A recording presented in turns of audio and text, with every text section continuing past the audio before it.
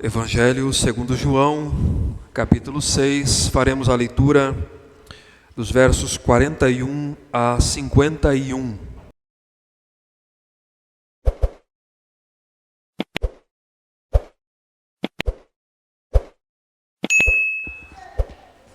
Nesta manhã fria, mas com a oportunidade, mais uma oportunidade que o Senhor nos dá, de estarmos à exposição, sermos expostos à sua palavra. Assim diz a palavra do Senhor: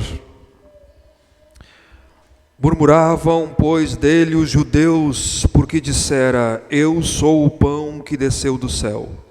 E diziam: não é este Jesus, o filho de José? Acaso não lhe conhecemos o pai e a mãe? Como, pois, agora diz: desci do céu? Respondeu-lhe Jesus: não murmureis entre vós. Ninguém pode vir a mim se o Pai que me enviou não o trouxer, e eu o ressuscitarei no último dia. Está escrito nos profetas: e serão todos ensinados por Deus. Portanto, todo aquele que da parte do Pai tem ouvido e aprendido, esse vem a mim. Não que alguém tenha visto o Pai, salvo aquele que vem de Deus, este o tem visto. Em verdade vos digo, quem crê em mim tem a vida eterna. Eu sou o pão da vida. Vossos pais comeram o maná no deserto e morreram. Este é o pão que desce do céu, para que todo o que dele comer não pereça. Eu sou o pão vivo que desceu do céu. Se alguém dele comer, viverá eternamente. E o pão que eu darei pela vida do mundo é a minha carne. Até aqui, a leitura da palavra do Senhor. Ó Deus bendito, ajuda-nos, ó Pai, a compreendermos a Tua palavra nessa manhã. A minha oração é de gratidão ao Senhor, pela graça que o Senhor nos dá, de podermos estar aqui, Senhor, livremente sentados para ouvir a Tua voz. Por isso eu peço que o Teu Espírito Santo traga luz à mente, ao coração, ao entendimento de cada um nessa manhã, para que por meio da Tua palavra sejamos iluminados, ó Deus, edificados e vivamos para a glória do Teu nome. Essa é a nossa oração em Cristo Jesus. Amém.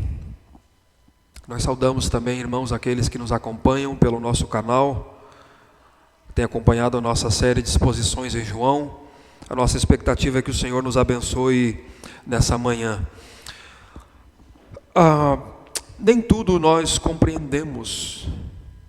Eu sei que às vezes é uma expectativa, mas ela é uma expectativa utópica, de que nós temos e podemos compreender todas as coisas. Não deste lado da eternidade. Do lado de cada eternidade não é possível. Deus não nos revela tudo, mas Deus nos revela tudo que é suficiente. Deus revela a nós, pela sua palavra, tudo que é preciso, tudo que é suficiente para que creiamos nele, para que o conheçamos, para que possamos nos conduzir, pregar a sua palavra, viver aqui uma vida nesse mundo que o glorifique, que glorifique o seu nome. Mas nem sempre, por causa da queda, por causa da nossa condição, do nosso estado natural, da nossa mente, por conta do que nós chamamos dos efeitos noéticos da queda, tem a ver com a mente. Nós somos finitos e nós não podemos compreender todas as coisas. Por exemplo, a soberania de Deus e a responsabilidade humana. É uma equação bíblica. E que, às vezes, nós não conseguimos compreendê-la plenamente. Mas é possível entender o que está escrito na Escritura que foi revelado a nós. Essa verdade é muito clara. E nós queremos meditar um pouco nessa manhã, nessa passagem em que Jesus fala dele mesmo, Jesus fala do Pai, Jesus fala da salvação, do processo da salvação e da responsabilidade humana, da reação do homem nesse processo de salvação. Na mensagem anterior, nós vimos que João voltou a sua atenção para aquela multidão que havia sido alimentada por Jesus com pães e peixes naquele milagre da multiplicação. Após o milagre, nós vimos que Jesus ordena a seus discípulos que passem para o outro lado do mar. Ele despede a multidão, sobe para um monte a fim de orar e vai ter com eles andando sobre as águas. E quando ele chega no barco, então eles vão e chegam ao seu destino do outro lado, em Cafarnaum. No dia seguinte, verso 22, a multidão que ficara do outro lado do mar, que presenciou o milagre, que foi suprido por pães e peixes, viu que Jesus não estava mais ali com os seus discípulos, tomaram os barcos que veio de Tiberíades, passaram para outra margem em Cafarnaum à procura de Jesus. Chegando em Cafarnaum, tendo encontrado Jesus, eles interrogam Jesus e Jesus profere um discurso, dos versos 22 a 40, ensinando que o milagre da multiplicação de pães apontava para ele, que representava esse discurso sobre ele mesmo. Ele é o pão da vida, ele é o Cristo, o pão que desceu do céu e que dá vida ao mundo. E portanto ele afirma que é verdadeiro Deus. Ele afirma também que ele conhece aqueles que o buscam por interesses, com motivações equivocadas. Eu conheço vocês me buscam pelo pão que vocês comeram e se fartaram. Ele também afirma que o homem não pode ir a ele por si mesmo para ter vida. E ele afirma que só pode ir a ele para ter vida aquele que o Pai lhe der. Esse virá a mim, ele diz, e o que vem a mim de modo nenhum eu lançarei fora. E Jesus explica por quê dos versos 38 a 40. Porque eu vim fazer a vontade do meu Pai.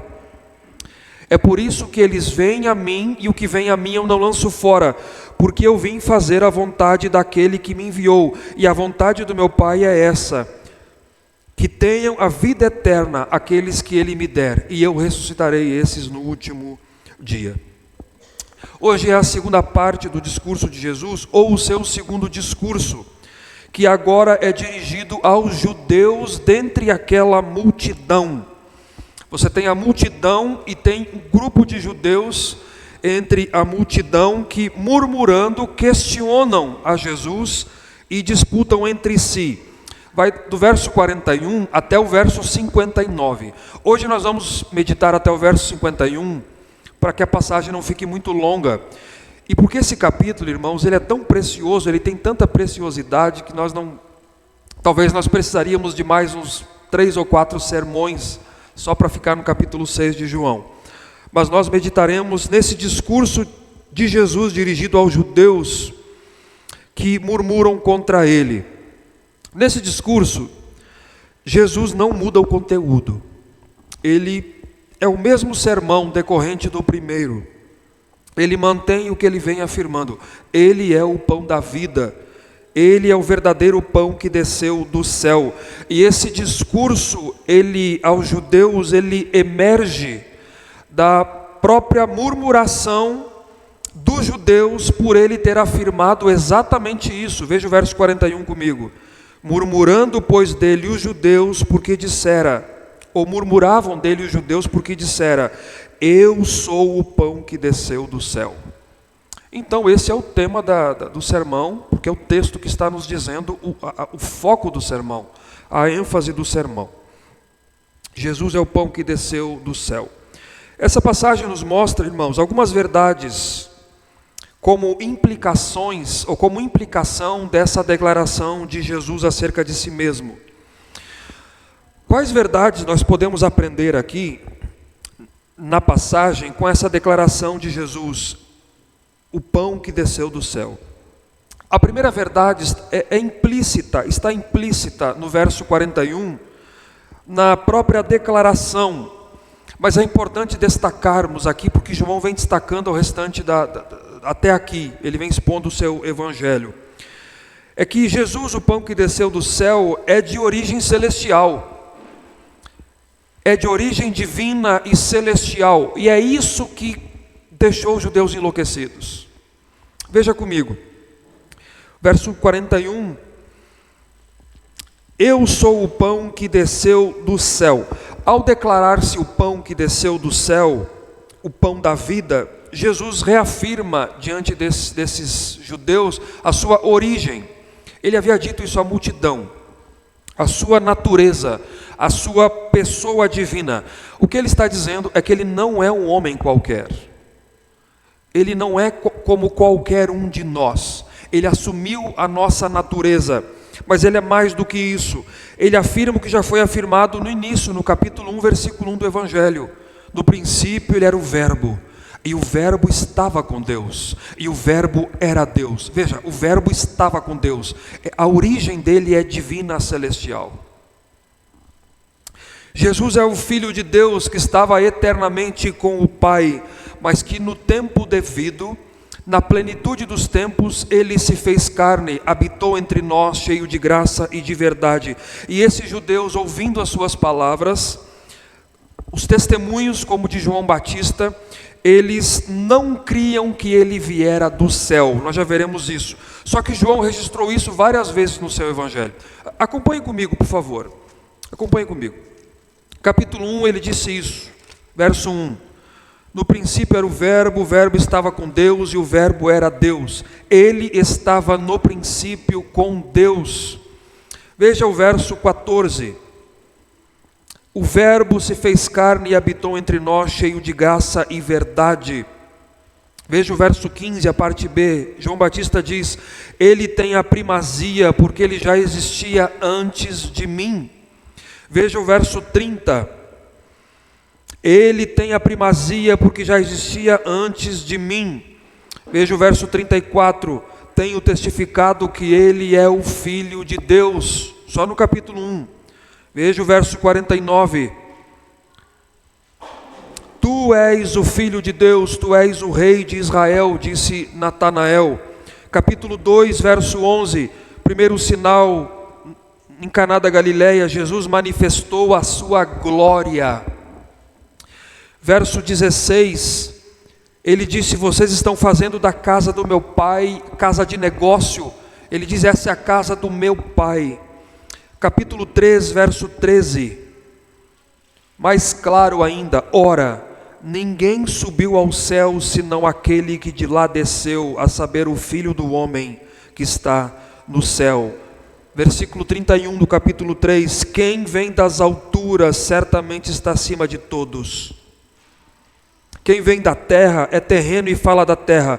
Quem veio do céu está acima de todos. E fora os sinais no capítulo 4, verso 18, 26, 42, capítulo 5, verso 18 a 29, e aqui no capítulo 6 ele diz: eu sou o pão da vida, eu sou o pão que desceu do céu. A sua origem divina é celestial. Nas palavras de Paulo que nós cantamos: pois ele, subsistindo em forma de Deus, não julgou por usurpação ser igual a Deus, antes a si mesmo se esvaziou, assumindo a forma de servo, tornando-se em semelhança de homens. Essa é a primeira verdade do texto, que como implicação lógica da sua declaração: eu sou o pão que desceu do céu, é que ele é de origem divina, celestial. Ele não é um homem qualquer. A pergunta é se você crê nessa verdade. A pergunta é se você crê nele como Filho de Deus vindo do céu, se tornando como um de nós, assumindo a nossa forma, assumindo o nosso lugar, assumindo a nossa morte, para que fôssemos perdoados e salvos da morte. Por que eu pergunto isso, se você crê? Porque essa é a pergunta. Porque esta primeira verdade, ela traz implicações. Dela decorre uma segunda verdade no texto. Se a primeira verdade é que Jesus, o pão que desceu do céu, é de origem divina, celestial, a segunda verdade é que Jesus, o pão que desceu do céu, é desprezado e rejeitado pelos homens. Está dos versos 41 a 43. Por isso eu pergunto: você crê? Veja a resposta dos judeus. Esta declaração o pão que desceu do céu fez com que os judeus murmurem contra Jesus e o rejeitem, murmurassem contra ele. Vejam só, murmuravam dele, pois dele os judeus, porque dissera: eu sou o pão que desceu do céu. E diziam, verso 42, não é este Jesus o filho de José? Acaso não lhe conhecemos o pai e a mãe? Como pois diz, agora diz, desci do céu? Esses judeus aqui, provavelmente, não se refere a cada judeu que existia na época, mas talvez se refira a membros do Sinédrio, daqueles grupos religiosos da época, oriundos do Sinédrio judaico, sempre hostis a Jesus, ou mais provavelmente a membros líderes da sinagoga em Cafarnaum. Veja o último verso, 59, do nosso texto, você vai perceber isso.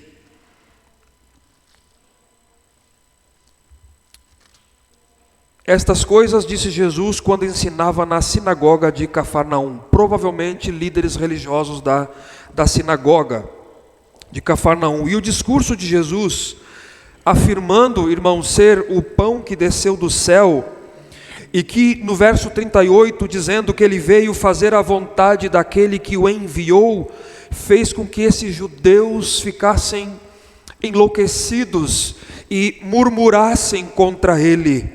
Eles murmuravam. Esse verbo murmurar aqui, ele tem muitas palavras imbuídas nele: murmurar, reclamar, criticar, queixar-se, mas ele expressa um descontentamento latente, uma insatisfação. É isso que está expressando aqui. Talvez pela expectativa que eles nutriam a respeito de Jesus e foram frustrados. Lembra no verso 15, depois, capítulo 6, depois da multiplicação, verso 15, a expectativa messiânica frustrada em Jesus. Mas eu queria chamar sua atenção, porque essa é a mesma palavra utilizada em Êxodo capítulo 16, que nós lemos na liturgia. Vocês não estão murmurando contra Arão e contra Moisés, mas é contra o Senhor. Vocês estão pedindo pão, estão murmurando contra o Senhor. É a mesma palavra, a mesma expressão para a murmuração aqui em João. Israel murmurou contra o Senhor no deserto, e Deus enviou o pão do céu. Deus enviou o maná do céu. Agora Jesus, o Senhor, deu pão para esse povo também no deserto. Só que no deserto, no Antigo Testamento, aquele pão era simbólico, era tipológico, ele apontava para Cristo. Agora Cristo veio e disse: eu sou o pão vivo que desceu do céu. E esses judeus estão murmurando novamente contra o Senhor. Eles estão murmurando do verdadeiro pão que veio do céu. Mas o que eles compreendem, o que faz eles murmurarem aqui, irmãos, é que Jesus afirmava ser de procedência celestial, ter outra procedência, que ele não era como qualquer outro homem, que ele viera do céu e que ele passou por um nascimento virginal. Cristo nasceu sobrenaturalmente de uma virgem. Seu pai não era José. Ele era de procedência celestial. Eles reconheciam a sua humanidade, mas eles rejeitavam a sua divindade. Para esses líderes judeus, o fato deles conhecerem os pais de Jesus era uma prova cabal de que ele não viera do céu, de que ele não era quem ele afirmava ser. Eles estão rejeitando. Eles diziam: nós conhecemos o pai dele, nós conhecemos a mãe dele, conhecemos a família, ele é de Nazaré. E agora ele vem dizendo que desceu do céu e ele acha que nós acreditaremos nele? Estas palavras estão carregadas de desprezo e de rejeição. É de Nazaré, eu conheço o pai dele. Quem ele está pensando que é agora? Ele diz que veio do céu. Rejeição. Eu me lembro de Isaías, capítulo 53, verso 3. Era desprezado e o mais rejeitado entre os homens. Homem de dores. Mesmo vendo, eles não veem. Mesmo ouvindo, eles não ouvem. Mesmo com os sinais, mesmo com os testemunhos, o Filho de Deus, o maravilhoso conselheiro, o Deus forte, o Pai da eternidade, o príncipe da paz estava entre eles. E qual foi a resposta dos judeus? Desprezo e rejeição. Jesus, o pão que desceu do céu, é desprezado e rejeitado pelos homens. E Jesus então responde com uma censura, com uma reprovação no verso 43, enfatizando a responsabilidade do homem, daqueles judeus, de o rejeitarem. Ele respondeu-lhes, Jesus: não murmureis entre vós, não fiquem murmurando entre vocês. Sabe por quê, irmãos? Que eles veem, mas não veem, ouvem, mas não ouvem, não entendem, porque essa é a condição natural do ser humano. Esta é a condição, é a consequência da queda. Mortos, caídos em Adão, a nossa resposta natural, por nascimento, é de rejeição, é de desprezo, não é de reconhecimento.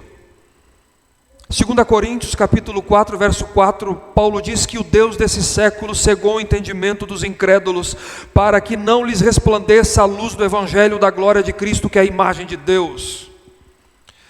Romanos 3, verso 10 e 11, não há um justo, não há nenhum sequer, não há ninguém que entenda, não há quem busque a Deus. Verso 23, Paulo diz: todos pecaram e carecem da glória de Deus, estão destituídos da glória de Deus. Eles murmuram do Senhor e Cristo os responsabiliza por sua incredulidade e pela rejeição deles. Talvez tenha alguém que está me ouvindo nesse sermão. Isso é importante, é o que está aqui nessa manhã. Você que rejeita Cristo e a sua oferta de salvação, você é culpado diante de Deus. Você será culpado, culpada e penalizada, responsabilizado e condenado por seus pecados pela sua incredulidade. Você é indesculpável por desprezá-lo, por rejeitá-lo e desejar viver a sua vida de acordo com seus próprios caminhos, murmurando contra o Senhor. Portanto, se arrependa e creia no Evangelho, Evangelho de morte e ressurreição de Jesus Cristo para perdão de pecados. Ele que é o pão que desceu do céu. Você me pergunta, indo para a nossa terceira verdade do texto, que nós aprendemos com Jesus, o pão que desceu do céu.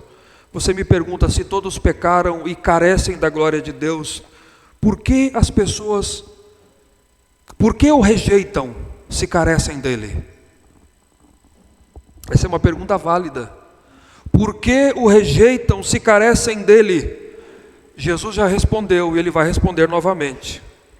É porque, e essa é a terceira verdade, Jesus, o pão que desceu do céu, ele não somente é rejeitado, desprezado e rejeitado pelos homens, mas Jesus, o pão que desceu do céu, é soberano na salvação dos homens. Versos 44 a 46.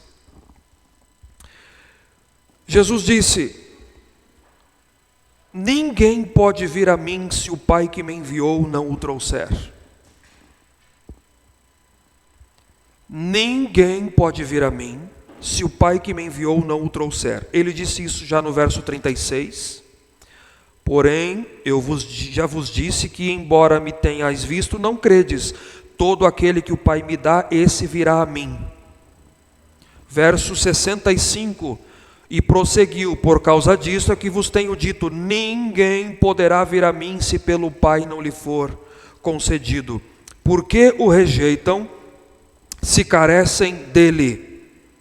Porque mesmo que o homem tenha responsabilidade obrigatória de arrepender-se dos seus pecados e ir a Cristo, ele por si mesmo é incapaz de fazê-lo. Não pode fazer, por si mesmo não. Porque a sua condição é de morte espiritual, incapaz de por si mesmo voltar-se a Cristo em fé, incapaz de buscá-lo, incapaz de por si mesmo ir a Ele sem a graça que vem até Ele e produza fé no seu coração. Do contrário, não crerão, continuarão hostis, espiritualmente cegos, sem entender. Nós vamos chegar lá, mas venha comigo um pouquinho, capítulo 8, verso 40 a 43. Veja comigo aqui, uma palavra de Jesus. Capítulo 8, verso 40 e 43, por favor. Veja o que Jesus diz. Mas agora procurais matar-me, a mim que vos tenho falado a verdade, que ouvi de Deus. Assim não procedeu Abraão. Vós fazeis as obras de vosso pai. Disseram-lhe eles: nós não somos bastardos, temos um pai que é Deus. Replicou-lhes Jesus: se Deus fosse de fato vosso pai, certamente me havíeis de amar, porque eu vim de Deus e aqui estou. Pois não vim de mim mesmo, mas Ele me enviou. Qual a razão por que não compreendeis a minha linguagem? Atenção, é porque sois incapazes de ouvir a minha palavra. É por isso que vocês ouvem, mas não entendem. Vocês são incapazes de ouvir a minha palavra. Por que rejeitam se carecem dele? É por isso. Mas em segundo lugar, também é porque nós não podemos separar a responsabilidade humana da soberania divina, não nas Escrituras. Não nas Escrituras. Agora, verso 44 e 45, a ênfase é no decreto da eleição e no decreto do chamado eficaz para a salvação. Ninguém é capaz de vir a mim, ninguém pode vir a mim, se o Pai que me enviou não o trouxer. Eu vou ensinar algo para vocês nessa manhã, porque eu entendo que isso é necessário, e que eu creio que vai eliminar dúvidas daqui por diante. Esse verbo trouxer, o verbo grego trouxer, trazer, ele tem um significado poderoso na Escritura, aqui. Vou mostrar para vocês. Jesus expõe isso a esses judeus murmuradores, que ninguém pode vir a mim por si mesmo, a menos que o Pai faça. Veja comigo o capítulo 21, verso 6. É importante isso.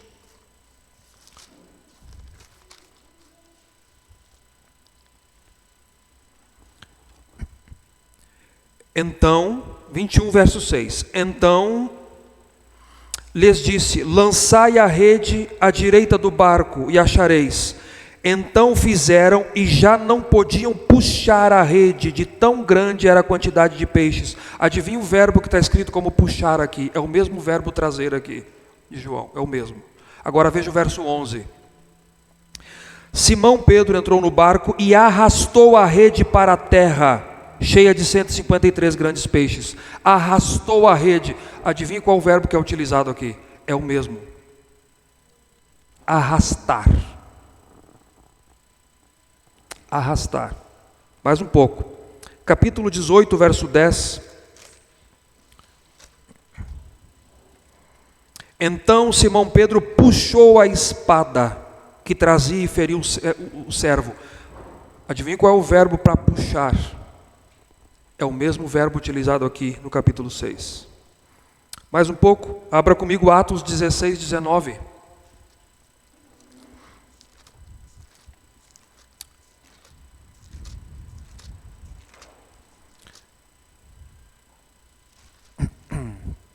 Atos 16, 19.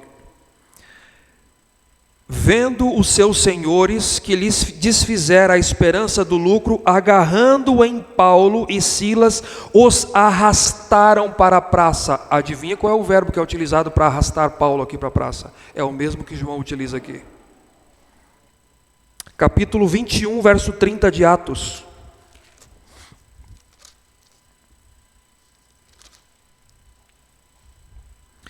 Agitou-se toda a cidade, havendo concorrência do povo, e agarrando a Paulo, arrastaram-no para fora do templo. Adivinha qual é o verbo utilizado aqui? É o mesmo de João, arrastar. Tá, a última vez, o último. Tiago 2, 6.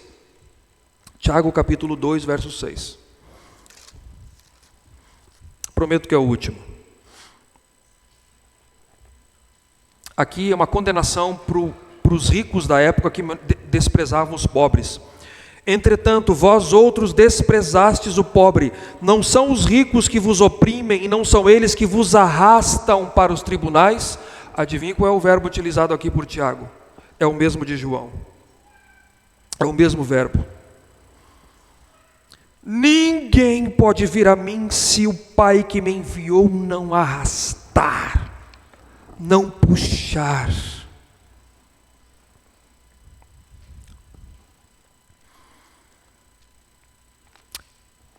Uma mesma palavra é traduzida de diversas maneiras, mas tem essa conotação, esse poder nela de puxar, de arrastar, de levar, de atrair. No capítulo 12, verso 32, Jesus diz: quando eu for levantado da terra, eu atrairei todos para mim mesmo. Que é o mesmo verbo. Todos aqueles que o Pai me deu. O homem morto em seus pecados. Eu respondo a sua pergunta. O homem morto em seus pecados, escravo da carne, escravo do mundo, escravo do diabo, é incapaz de voltar-se a Cristo, a não ser que alguém muito maior, muito mais poderoso o arraste e o leve ao Salvador. E o puxe ao Salvador poderosamente. O Pai arranca você dessa vida e o puxa, o leva, o arrasca eficazmente a Cristo. Essa é a resposta de Jesus. Ninguém pode receber o pão que desceu do céu e ser salvo se o Pai não o trouxer. Ninguém tem que ser levado a Cristo. Ele já disse isso para Nicodemos. Você não entendeu, Nicodemos, você tem que nascer do alto, de cima. O nascimento é de cima, é do alto. Mas aqueles que o receberam no capítulo 1, deu-lhes o poder de serem feitos filhos de Deus, a saber, os que creem no seu nome, não é por vontade humana, não é por vontade da carne, mas é de Deus. Eles não nasceram da carne, nem do sangue, nem pela vontade humana, mas de Deus. Ninguém, irmãos, decide o dia que vai nascer, nem fisicamente, nem espiritualmente. Ninguém decide esse dia, é Deus. É Deus. E aí Jesus diz: estes eu ressuscitarei no último dia. Eu ressuscitarei no último dia. Se não fosse a graça de Deus, você ainda estaria perdida. Você precisa entender isso. Por isso que eu fiz questão de me deter um pouco em algumas palavras aqui, no contexto da Escritura, porque você precisa entender isso, de uma vez por todas. Você pode até dizer assim: a minha mente eu não entendo, tudo bem, mas você precisa aceitar isso. Isso lhe traz paz, lhe traz segurança. Revela a soberania de Deus. Ele é soberano na salvação dos homens. Se não fosse a graça de Deus, você estaria perdida. Você nunca seria capaz de ir até Ele. Mas você recebeu vida quando estava morto, quando estava morta. Você foi chamado com poder, você foi levado, foi atraído, foi arrastado ao Filho. Você não tem méritos. Você não tem méritos, não somente isso. Essa operação poderosa, diz o texto aqui, afeta tanto a sua alma quanto o seu corpo, porque Jesus diz: eu o ressuscitarei no último dia. Então, por que você ainda acha que merece alguma coisa? Essa é a pergunta que eu preciso fazer. Por que você acha que pode continuar cobrando a Deus? Tipo assim, quando você ora e você entende que não foi respondido, por que você ainda pensa que pode estar cobrando a Deus de alguma coisa? E eu também. Uma segunda aplicação, por que eu e você não descansamos no Senhor? Depois disso que Ele fez em você, na sua vida, por que eu e você não descansamos em momentos de dificuldade? Por que você não tem paz e contentamento na tribulação? Ele que lhe chamou, Ele que lhe puxou, lhe arrastou e lhe entregou ao seu Filho para que você seja salvo. Agora, a pergunta é como é que o Pai faz isso? Verso 44, voltando na passagem, Jesus disse: ninguém pode vir a mim se o Pai que me enviou não o trouxer. Como é que o Pai faz isso? Talvez tenha alguém ainda pensando: Deus nos trata como robôs. Você já ouviu isso? Eu já ouvi. Então Deus nos trata como marionetes. Não. Deus tem um modo de agir. Ou, então eu não preciso mais pregar o Evangelho. Numa linguagem aqui, para aqueles que estão familiarizados, hipercalvinismo. Não preciso mais pregar o Evangelho, então. Não, você precisa. Você só precisa entender como Deus age. Verso 45 é uma citação de Isaías 54, verso 13. Está escrito nos profetas. A pergunta é como é que o Pai faz isso, no verso 44. E serão todos ensinados por Deus. Portanto, todo aquele que da parte do Pai tem ouvido e aprendido, esse vem a mim. A resposta é: os que serão levados a Cristo para serem salvos são porque serão ensinados pelo Pai. Serão porque serão ensinados por Deus. Deus leva, Deus arrasta, atrai as pessoas ensinando-as. Então, todo aquele que ouvir o Pai e aprender do Pai, esse virá a Cristo. Veja que soberania de Deus, ou responsabilidade humana, Jesus responsabiliza aqueles judeus, mas o homem é responsável por crer, mas Deus é quem toma a iniciativa, é Deus quem vem, é Deus quem traz, do contrário o homem não vem.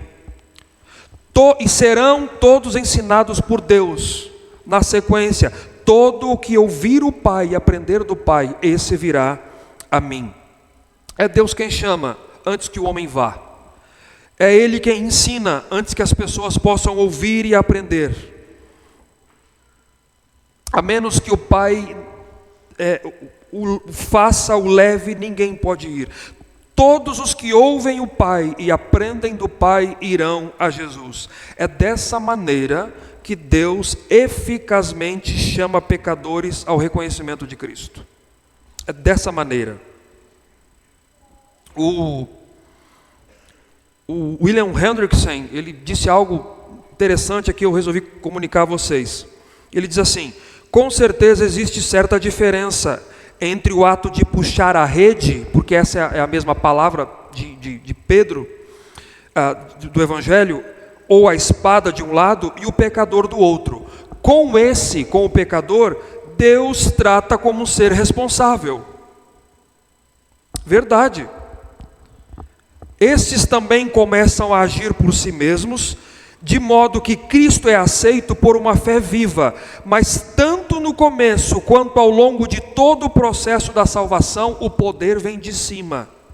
Ele é forte, ele é real, ele é eficaz e ele é exercido pelo próprio Deus. Se não tem esse poder que o leve, que o arraste, que o entregue, que o atraia, você não pode vir.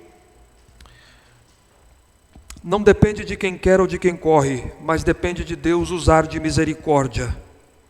Se você o ama, é porque Ele lhe amou primeiro. Se você o aceita, é porque Ele lhe chamou. Se você crê, é por Ele. O que você acha quando você lê no verso 68 e 69?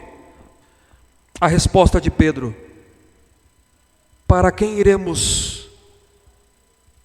Senhor, para quem iremos? Tu tens as palavras de vida eterna. Nós temos crido e conhecido que Tu és o Santo de Deus. Você leu os evangelistas, Jesus disse: quem as pessoas estão dizendo que eu sou? Uns dizem que é o profeta, outros dizem que é João Batista, que é Elias. E Jesus pergunta: e vocês quem dizem que eu sou? Pedro diz: Tu és o Cristo, o Filho do Deus vivo. Qual foi a resposta de Jesus? Bem-aventurado és tu, filho de Simão, filho de Barjonas, porque não foi carne e sangue quem te revelou isso, foi o meu Pai que está nos céus. Você só diz: Tu és o Cristo, o Filho de Deus, porque foi revelado, foi o meu Pai quem revelou a você. Você não poderia ter dito isso. Isso deveria levar você a amá-lo, a obedecê-lo, a temê-lo, temer o seu nome, desejar estar com Ele. Essa verdade na sua vida, se você crê, deveria levar você, a partir de hoje, a desejar estar com Ele, a ler a sua palavra, a aprender dEle, a orar mais a Ele. Deveria nos levar, irmãos, nos motivar a desejar ter comunhão com Ele, com a igreja dEle. Por que é que você não faz isso? Por que é que nós não fazemos isso? Por que é que nós não renunciamos o pecado? Por que é que nós não renunciamos o erro, aquilo que é o profano, aquilo que é podre?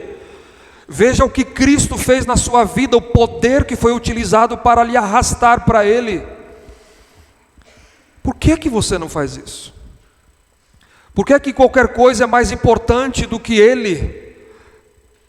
Do que o culto a Ele?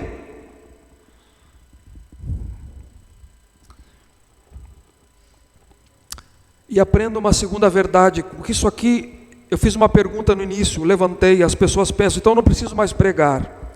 O Senhor é soberano na salvação do homem. Atenção, mas o modo que Ele escolheu de salvar o homem é por meio da pregação, do ensino da verdade. E é por isso que você deve pregar e você deve ensinar. Esse é o modo de Deus. Sim, Deus escolhe salvar aqueles que Ele quis, mas a maneira de Deus salvar os pecadores é por meio da pregação. A fé vem por ouvir a palavra de Deus. Esse é o meio que Deus determinou, e então eles serão ensinados por Deus e serão levados a Cristo. Todos aqueles que são ensinados pelo Pai e têm ouvido e aprendido do Pai irão a Jesus. Se Deus não ensinar, você não aprende. Se o Espírito não falar no seu coração, você não entende. Se Deus não tirar o véu dos seus olhos, você não vê. Se não tirar os tampões dos seus ouvidos, você não ouve. Mas todo o povo de Deus, toda a igreja de Deus será ensinada por Deus. Citando Isaías 54:13, todos os teus filhos serão ensinados do Senhor, e será grande a paz dos teus filhos. E Jesus diz, verso 46, veja o que Jesus diz: não que alguém tenha visto o Pai, salvo aquele que vem de Deus, este o tem visto. O que Jesus está dizendo é o seguinte: ser ensinado, ouvir, aprender do Pai não significa ter visto o Pai, não significa que verão o Pai. O Pai jamais foi visto. Capítulo 1, verso 18: é o Filho unigênito quem o revelou. Cristo é a perfeita imagem de Deus, Ele é a expressão exata do ser de Deus. É o Filho quem revela o Pai. Quem vê a mim, vê o Pai. É assim que se conhece o Pai, por meio do Filho. Jesus está reafirmando a sua divindade aqui, e é Ele, o enviado pelo Pai, quem revela o Pai, quem está ensinando a palavra do Pai, para que aqueles que ouçam do Pai sejam trazidos soberanamente, arrastados ao Filho. Sim, Jesus é o pão que desceu do céu. Ele é de origem divina e celestial. Segundo, Ele é desprezado e rejeitado pelos homens, porque Ele é soberano na salvação dos homens. Mas em último lugar, versos 47 ao 51, é porque Jesus, o pão que desceu do céu, é o único que pode dar vida eterna ao homem. A ênfase é no único que pode dar vida eterna ao homem. Ainda que ninguém tenha visto o Pai, verso 46, Jesus diz no 47, quem crê em mim tem a vida eterna. O verbo é ativo e está no presente, tem. Quem crê no Filho tem a vida eterna. Aquele que o Pai traz ao Filho tem a vida. Por quê? Verso 48, porque Jesus diz, eu sou o pão da vida. É por isso. Ele repete aquilo que deixou os judeus enlouquecidos. Eu sou o pão da vida. Eu sou o pão que desceu do céu. É interessante a ênfase aqui, eu já mostrei para vocês no eu sou. O nome de Yahvé, o nome pessoal de Deus revelado a Moisés no Antigo Testamento. Jesus aqui é Deus, ele reafirma a sua divindade. Moisés dizia, assim diz o Senhor. Jesus diz, eu sou, em verdade eu digo a vocês. Eu vos digo, eu sou. E há uma ênfase aqui, irmãos, nesse eu sou. É como o nosso verbo ser, português. Aqui é eu sou. Ego eimi, eu sou. O que Jesus está dizendo aqui, não há outro, eu sou o único. Somente eu dou a vida eterna. Eu sou o único que pode dar a vida a vocês. Atos 4:12, não há salvação em nenhum outro nome dado entre os homens, porque não há nenhum outro nome dado entre os homens pelo qual importa que sejamos salvos. Cristo é o único. Veja o verso 49, vossos pais comeram maná no deserto e morreram. O maná no deserto não podia dar a vida, que vocês murmuraram. Todos que comeram daquele maná um dia morreram. Verso 50, este, Jesus aponta para ele, é o pão que desceu do céu, para que todo o que dele comer não pereça. O maná não era o verdadeiro pão. Aqueles que comerem do pão da vida, o pão que desceu do céu, com fé não morrerão eternamente. Jesus está dizendo que ele desceu do céu para conceder o que o maná nunca foi capaz de conceder para aqueles que se achegam a ele, vida espiritual e eterna, a fim de que o homem não morra, não pereça. Eu sou o pão vivo que desceu do céu, verso 51. Se alguém dele comer, viverá eternamente, e o pão que eu darei pela vida do mundo é a minha carne. Jesus não é somente o pão da vida, mas ele é o pão vivo. Ele é a fonte da vida. A vida estava nele. Eu sou o pão que desceu do céu. E ele adiciona aqui, o pão que eu darei pela vida do mundo é a minha carne. Eu sei que muitos acham que aqui se refere à ceia, mas não se refere ao sacramento da ceia essa passagem. Alguns acham que pensam isso, né? Não é uma referência ao sacramento da ceia. Lembre que ela só foi instituída na noite que o Senhor foi traído. Mais à frente, Jesus vai instituir o sacramento da ceia. Não faria sentido aos seus leitores isso aqui. E a igreja romana, nós vamos ver também no próximo sermão, utiliza essa passagem para afirmar o sacramento da carne, que o sacramento é a carne e o sangue do Senhor, é a transubstanciação. A estrutura da narrativa não permite isso. A estrutura da narrativa não permite isso. Não é uma referência à ceia. Jesus se refere à sua morte expiatória. O pão que eu darei é a minha carne.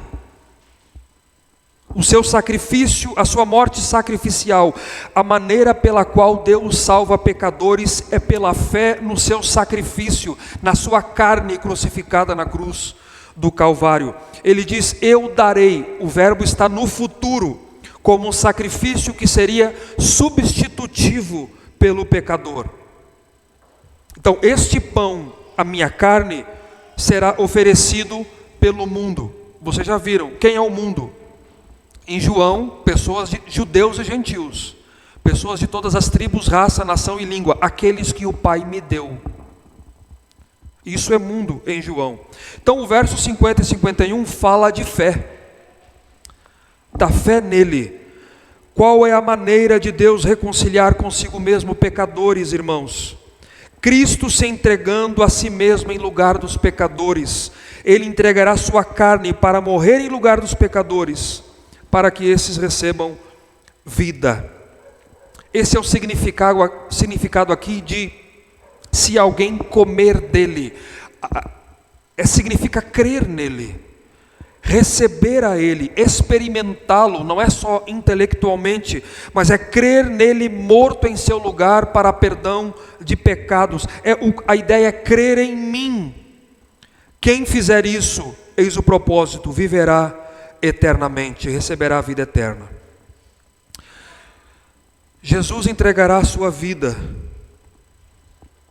para morrer na cruz em lugar de pecadores. Ele já fez isso, para ser a propiciação pelos pecados daqueles que são trazidos a Ele e que depositam a fé nele. Perdão de pecados, salvação, vida eterna, unicamente pela graça de Deus por meio da fé na morte de Jesus Cristo, o Deus que se fez carne e habitou entre nós. Se você crer nele, se você olhar com fé para o sacrifício dele, você tem a vida eterna, porque Jesus, o pão que desceu do céu, é o único que pode dar vida eterna ao homem. Irmãos, eu encerro aqui o sermão. Hoje você aprendeu algumas verdades com a declaração de Jesus acerca dele mesmo. Jesus, o pão que desceu do céu. Primeiro, ele é de origem divina, celestial, fazendo com que os judeus murmurassem contra ele, levando a segunda verdade, porque Jesus, o pão que desceu do céu, é desprezado e rejeitado pelos homens, levando ao discurso que emerge disso, afirmando que ele é soberano na salvação dos homens, e em quarto lugar, ele é o único que pode dar a vida eterna aos homens. Nem tudo você e eu compreenderemos, mas você precisa saber que ele é o único capaz de banir a morte que está sobre você como sentença e lhe dar vida, reconciliar você. Se você não crer, você vai perecer. Você irá perecer. A sua sentença é de morte e você será responsabilizado por isso. Deus o trata como um ser responsável. Mas se você crer, você será livre. A morte é banida, a vida eterna é recebida. E você será plenamente satisfeito, terá paz com Deus e herdará a vida no porvir. Segundo lugar, sim, o Senhor é soberano na salvação dos homens, que continuam rejeitando e o desprezando, mas o modo que Ele escolheu para salvar o pecador é por meio do ensino, da pregação do Evangelho. Por isso Deus lhe chama nessa manhã a pregar, a ensinar acerca de Deus, a pregar o Evangelho de Jesus Cristo. E eles então serão ensinados por Deus e levados a Cristo. Todos os que ouvem o Pai e aprendem do Pai irão a Jesus. Ensine, pregue. E por último, a vida com Deus. Se você já creu e foi levado poderosamente a Cristo, por que você vive como se a graça de Deus não tivesse lhe alcançado? Por que você vive como as pessoas aí fora que não foram alcançados por graça? Ame a Cristo, ame a palavra de Cristo, ame a comunhão com Cristo, ame a igreja de Cristo, ame o culto a Cristo. Zele por isso. Onde está o seu temor? Onde está o seu temor? Todo o povo de Deus será ensinado por Deus, ouvirão e aprenderão, e será grande a paz dos teus filhos. Fiquemos de pé e louvemos ao pão vivo que desceu do céu.